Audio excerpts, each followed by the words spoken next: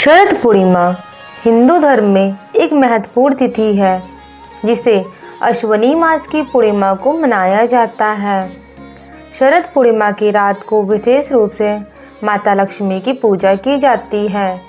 माना जाता है कि इस रात देवी लक्ष्मी पृथ्वी पर विचरण करती हैं।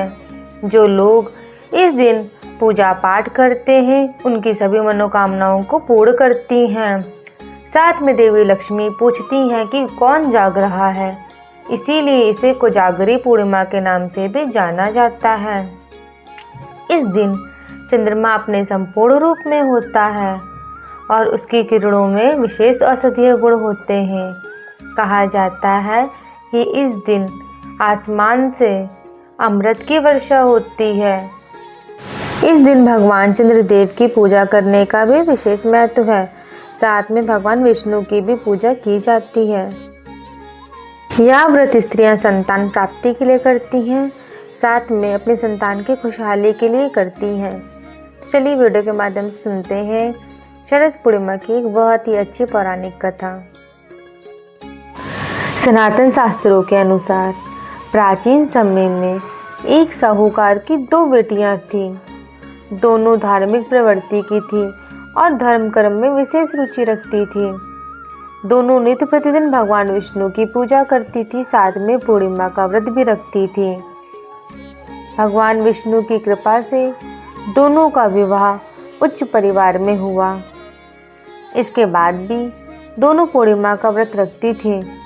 हालांकि छोटी बेटी पूरा व्रत नहीं रख पाती थी, इसके लिए संध्या के समय भोजन कर लेती थी।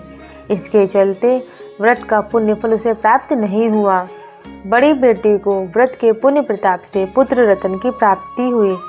इसके बाद लगातार पूर्णिमा व्रत करने से छोटी बेटी को भी संतान की प्राप्ति हुई। हालांकि संतान दीर्घायु नहीं होती थी।